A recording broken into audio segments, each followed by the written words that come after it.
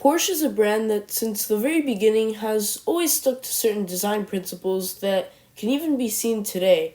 So, how does Porsche stay true to their core ideas while moving into the EV segment and a new era of car design? Well, Porsche isn't entirely new to EVs. The Taycan has been around for quite some time now, and I'd say that they nailed its design. But was it beginner's luck? The Macan EV is Porsche's second electric model, and there's no doubt that its design is striking. In this video, I'll be covering my thoughts on its design, things I like, and things I don't like. Starting off at the front, the Macan EV presents a face unlike anything else from Porsche. We can see the main features that you usually find on most other crossovers, but the layout of these features is how Porsche really sets its design apart.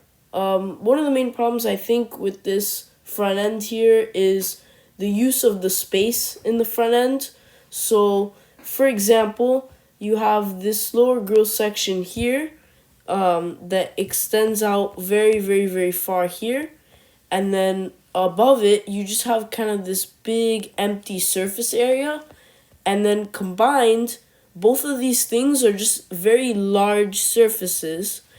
So what that creates is it makes the front end look much taller and bigger than it actually is or that it could be. For example, if you look to the current gas-powered Macan, you'll notice that the front end actually isn't much lower than this one, but the gas-powered Macan, the front end looks like it's smaller, and it doesn't look as, I guess, heavy or bulky as it does here on the Macan EV. And the reason for that is because the features, such as the grille and the lower part and the intakes on the sides, everything is just kind of broken down into simpler pieces, and it's more manageable, I guess you could say, rather than what you have here, which is just a bunch of like very large areas that just contribute to like a very bulky and kind of, I don't know, like it makes the front end look very tall and very like high up, which isn't really a good thing. If you're going for something sporty, you want the front end to be kind of like lower down to give it a certain stance. And I feel like the Macan EV does lack that a little bit just because of the use of space. The next thing that I want to point out here is the use of split headlights. Now, if you don't know what these are, split headlights are a new design trend, or at least relatively new. They're used by BMW, Hyundai, Genesis, and many more. Basically, what split headlights are, it's a design in which the daytime running lights can be arranged or shaped in any way, because the real headlights will be hidden away somewhere else, as opposed to having everything in one place. In the case of the Macan EV, up here you have the daytime running lights with the four lines that Porsche has been including on a lot of their recent models, and then under it, right down here in this sort of like side feature here, you have the actual headlights. The reason I wanted to point it out is because Porsche's really never followed a design trend like this. Porsche's never done split headlights before, and it definitely feels like they're kind of doing it because everybody else is. Not that it looks bad or anything, but I just wanted to point it out. Overall, the front end of the car is done fairly well, but definitely could have been improved, I think, if there was better use of the space and overall like better proportions, and if certain elements maybe could have been changed a little bit. The side of the car carries a simple but nice shape, one familiar from Porsche and from EVs. The all-electric Macan seems to fit Porsche's design language pretty well in those regards. Something about the side view that catches my attention is actually the lower section. Something that you'll notice here in the lower part of the Macan EV on the side view is this feature right here, accompanied by this line right here. And you'll also notice things that are kind of similar to this on a lot of SUVs and crossovers.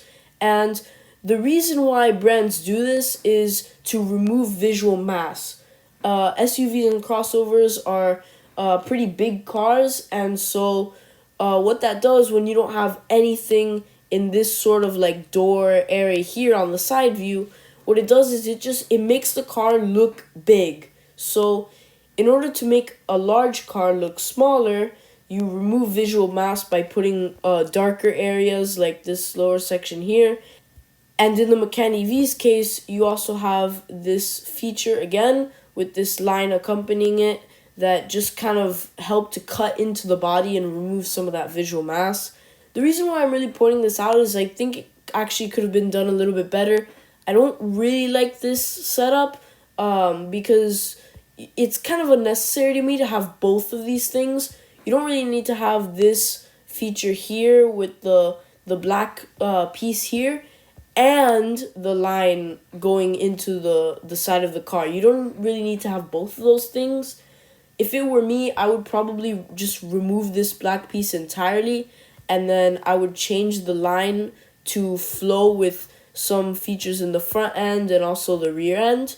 So I would probably remove that black piece. It stands out a little bit too much, and it's kind of static to me. It doesn't really show any movement like the rest of the car does. I don't really think it adds anything to the design, and so I think I would probably just remove it and then integrate some sort of line similar to what we have here, but I would have it be a little bit more connected with the rest of the car, for example. I am a big fan of the side view of this car. I think, again, like I said, it really fits something that would come from Porsche, and it also does really look like an EV with sort of the smooth, round roofline, and also just generally like sort of a bubbly feel, which I guess is also kind of normal for Porsche. So electric vehicles and Porsche do kind of share that same design element there with sort of the smooth shapes when you look at them from the side. But I think Porsche did a good job with the profile of this Macan EV. It's a very iconic angle for the brand, and so I think they did a pretty good job here. Moving to the rear, the Porsche design language continues to shine through with a simple taillight bar right over here in the rear end. I'm a big fan of these. I think that they're very simplistic, but they still look very modern.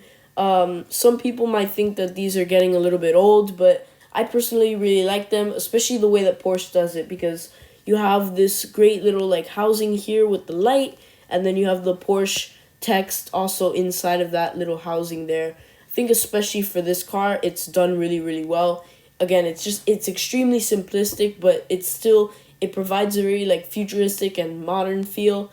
Another thing that I want to point out in the rear that Porsche did a really good job on is this lower section here, like the diffuser area.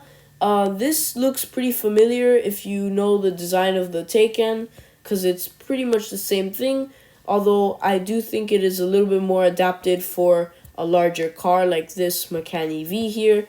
I think it's a good design, and it also kind of ties it with the Taycan, the other electric model in Porsche's lineup, which I think is important, that you need to have some connection between those models. So I like that lower section of the rear there.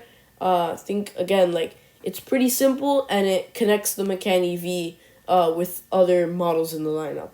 Now, there is something that does get me a little bit confused when I look at the rear of this car, and that would be this line right here, the one that comes off of the taillight bar and sort of curves this way. I really don't know, like, why this line is supposed to be here. Like, I'm looking at it, and I know on the turbo version, there's an air intake that sits right about there that is housed inside of a line very similar to this one, but for the base model, there's really no reason to have that there. There's no feature or anything that it connects to or houses or anything. It doesn't contribute to the taillights in any way, because the taillights already have their own little section that I mentioned already. So why is this line here? It's very unnecessary. To me, it just makes the rear end look a little bit more messy than it could be.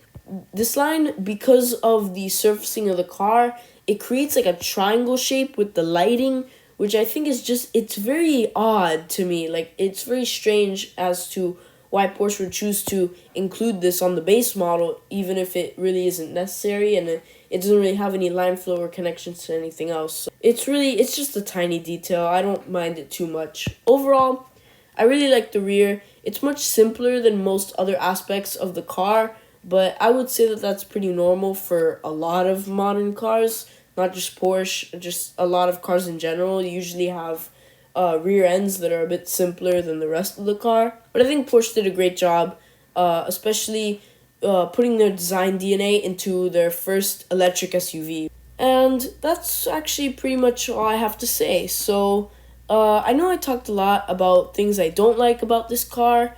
It's not really that I don't like the Macan EV, quite the opposite actually. I really was pleasantly surprised when I first saw it. There are just some little things that I think could have very easily been improved that I talked about, and I had to mention those things because they just kind of bother me. It's great, but it could have been a lot better just if those tiny details were like changed or corrected or something like that. That being said, I do still think that the Macan EV will be a very, very successful car for Porsche, and I'm very hopeful for their future electric cars and their designs. So now, I just have to keep waiting for the Boxster EV.